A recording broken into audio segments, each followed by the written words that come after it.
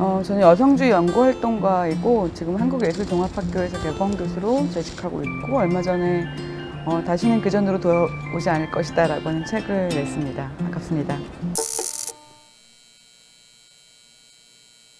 특별한 계기를 이렇게 에피소드로 얘기하면 굉장히 좋을 텐데 사실은 특별한 계기라기보다는 90년대 이제 대학 생활이라고 하는 그 분위기에서 여자와 남자가 평등하다는 건 되게 기본적인 전제였는데요.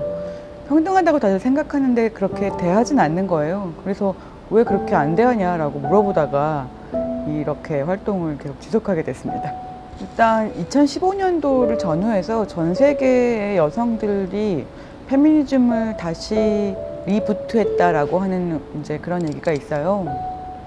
페미니즘이 리부트 됐다는 것은 여자들이 자신의 경험을 말할 수 있는 언어를 찾았다는 거고, 그렇게 해서 몇 년 동안 SNS를 통해서 자신의 경험들을 얘기하는 흐름들이 쭉 만들어지다가 그것이 폭발되게 됐던 게 2018년도에 한국에서 미투였고 미국에서 2017년도에 이제 일어나게 됐고, 이런 동시대적인 현상이었던 것 같아요. 그런 식의 집단적 흐름은 그러니까 플랫폼이 있었다는 거고, SNS라고 하는, 그리고 플랫폼을 통해서 말할 수 있는 언어가 페미니즘이라고 하는 사상이 있었다는 거고, 그리고 실제로 그 말을 통해서 그리고 플랫폼을 통해서 말을 할 수 있는 여자들의 용기가 있었다는 게 이런 식의 변화를 만들어내게 된 거겠죠. 사실 올해는 어떻게 보면 되게 승리의 해이기도 하고, 그리고 어떤 변화의 해라고 기대한 부분들이 분명히 있었습니다.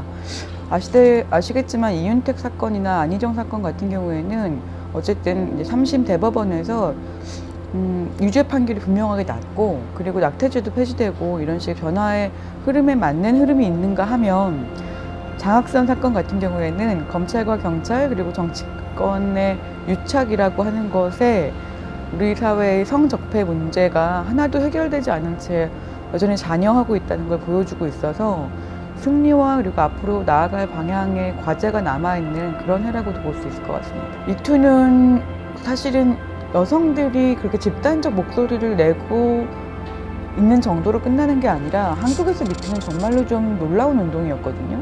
그러니까 전 세계 미투 운동을 함께 했던 여성들이 한국에 와서 어떻게 한국은 이렇게 피해자가 직접 나서서 모든 걸 다 하는 게 가능했냐라고 얘기를 하기도 합니다. 그러니까 그만큼 사회가 피해자 목소리 안 믿어주기 때문에 직접 자신의 얼굴과 신상을 다 보여주면서 존재를 걸어야지만 사실은 미투를 믿어지는 게 가능했고 승리까지도 볼 수 있었던 거예요.